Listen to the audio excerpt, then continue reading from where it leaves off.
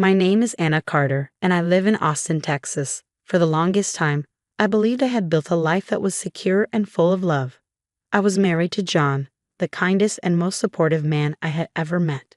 We had a simple yet happy life together, sharing dreams of starting a family and growing old side by side. Our home, however, was not just ours. We lived with John's mother, Eleanor. At first, I thought it was an arrangement that could work. Eleanor presented herself as a loving, caring mother-in-law in front of John.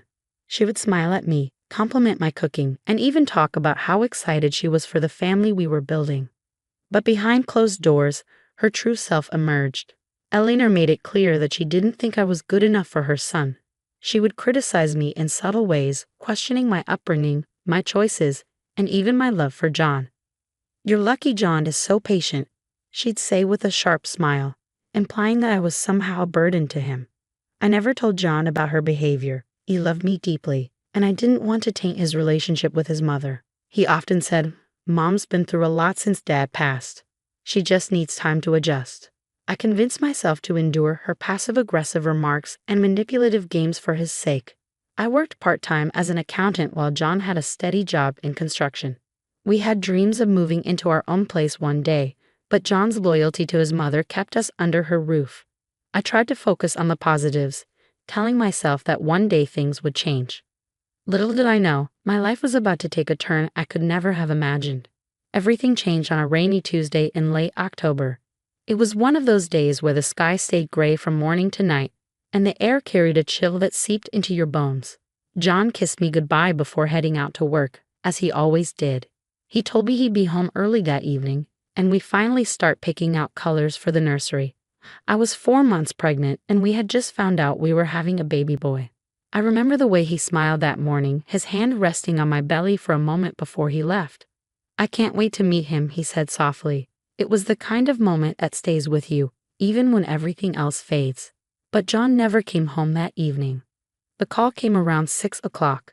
It was a police officer, his voice steady but heavy with the kind of news no one wants to deliver. John had been in a car accident on his way home. A truck had run a red light and collided with his car. He didn't survive. The world as I knew it shattered in that instant. I dropped the phone and sank to the floor, clutching my stomach as if holding on to the baby could somehow keep me anchored. Eleanor, who had been in the kitchen, rushed in when she heard my sobs. For a moment, I thought she was going to comfort me, but her expression was more annoyed than concerned. "What's all this noise about?" she snapped. When I managed to tell her what had happened, she gasped dramatically, then sat down as if the grief was too much for her to bear. But even in that moment, I could sense that her sorrow wasn't entirely genuine. It felt performative, like she was already calculating how this loss could be used to her advantage. The days that followed were a blur of funeral arrangements, condolences from people I barely knew, and the suffocating weight of grief. I felt like I was drowning, but I had to keep going for the baby. John had been so excited to be a father, and I was determined to honor his memory by giving our son the best life I could. Eleanor, however, seemed to have other plans. At first, she played the grieving mother-in-law to perfection, accepting sympathy from everyone who visited. But as soon as the last guest left after the funeral, her mask slipped. "I've been thinking," she said one evening, her tone cold and detached. "Now that John is gone, this house is going to feel very crowded. My daughter, Margaret, and her kids need a place to stay. She's going through a tough time with her divorce, and I can't turn her away." I stared at her, not fully understanding what she was implying. "What are you saying?" I asked, my voice trembling. "I'm saying there's no room for you here anymore," she replied bluntly. "You'll need to find somewhere else to go. I need the space for Margaret and her children. Besides, raising a baby on your own will be hard enough without staying here." Her words hit me like a slap. I was still reeling from John's death, still trying to process the fact that I was about to become a single mother. And now she was telling me to leave the only home I had. "But where am I supposed to go?"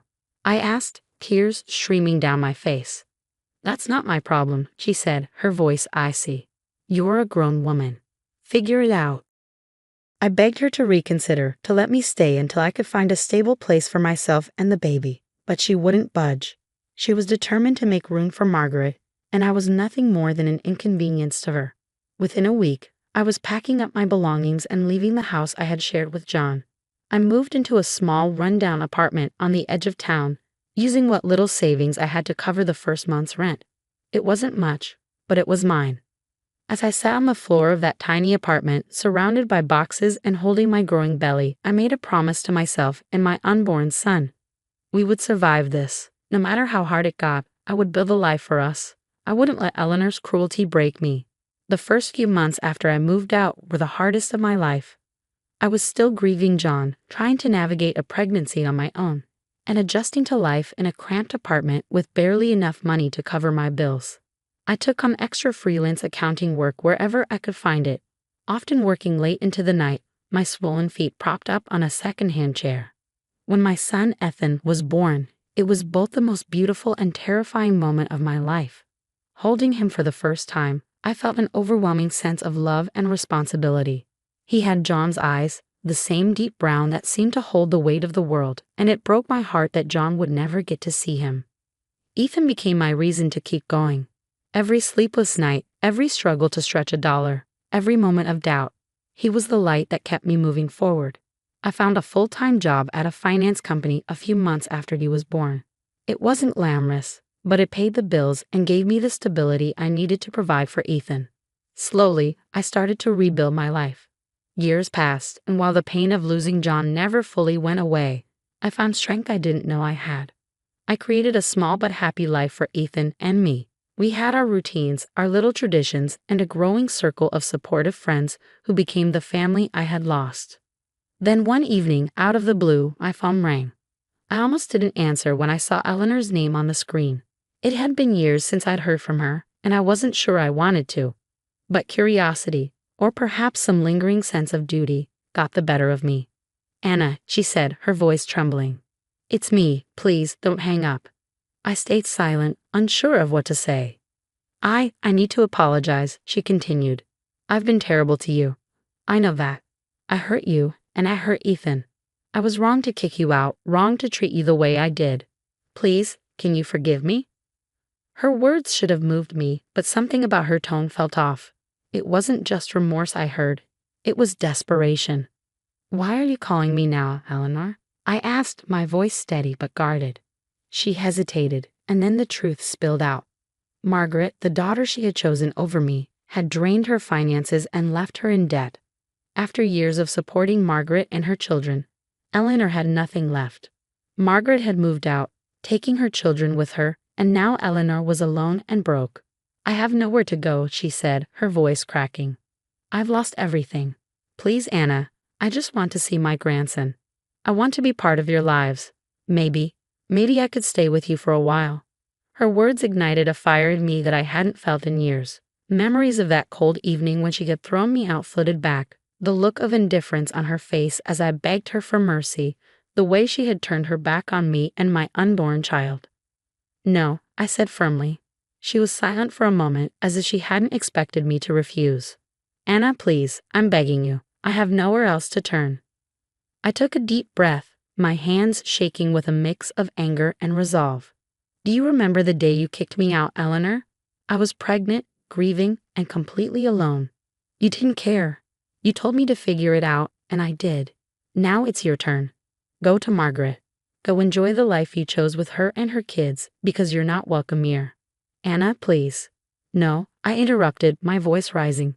"You don't get to use me now that you've burned every other bridge. You made your choice, Eleanor. Now you have to live with it." I hung up the phone, my heart pounding.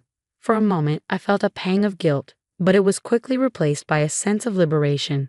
For years, I had carried the weight of Eleanor's cruelty, letting it shape how I saw myself.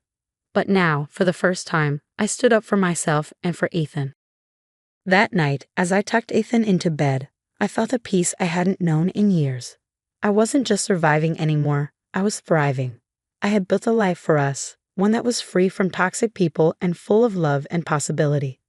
Eleanor's call was a reminder of how far I had come, and as I sat in the quiet of my living room, I allowed myself to feel proud. This was my life now, and I wasn't going to let anyone take it from me. In the weeks that followed Eleanor's call, I found myself reflecting on everything I had been through. For so long, I had carried the weight of her cruelty, the grief of losing John, and the fear of raising Ethan on my own. But now, looking at the life I had built, I realized just how strong I had become. Ethan was thriving. He was 6 years old now, full of energy and curiosity, with a smile that could light up the darkest room. He loved school, especially math, which he said he got from me. Every time he laughed or told me about a new friend he made, I felt a warmth that reminded me why I had fought so hard to protect him and give him a better life. My career had also blossomed. What started as a job to make ends meet had grown into something I was truly proud of. I had worked my way up in the finance company, earning promotions and respect from my colleagues. I was now managing a team, and for the first time in years, I felt financially secure. But the greatest change wasn't in my circumstances, it was in me. For years, I had doubted myself, questioning whether I was strong enough, smart enough, or capable enough to handle everything life threw at me. Eleanor's words had planted seeds of insecurity that took years to uproot. But now I saw myself for who I truly was, a survivor, a fighter, and a mother who would do anything for her child. I had also built a community around me, something I never thought I'd have again. My friends had become my family, supporting me in ways Eleanor never had. They were there for Eakin's birthdays, cheering him on at his soccer games, and showing him what real love and kindness looked like. As for Eleanor, I never heard from her again after that call. Part of me wondered what had become of her, but I didn't dwell on it. I had made my choice, and I stood by it. Forgiveness didn't mean allowing someone back into your life to hurt you again. I had forgiven her in my heart, but I had also let her go. One sunny Saturday, Ethan and I went to the park, a place we visited often. As he ran ahead to join his friends on the playground, I sat on a bench, sipping my coffee and watching him play. The sun was warm on my face, and I felt an overwhelming sense of peace. This was my life now, a life I had built with my own hands, a life filled with love, laughter, and hope. It wasn't the life I had imagined when John and I first dreamed of our future, but it was a life he would have been proud of. As Eakin waved at me from the top of the slide, shouting, "Watch me, Mom," I smiled and waved back, my heart full. I wasn't just surviving anymore.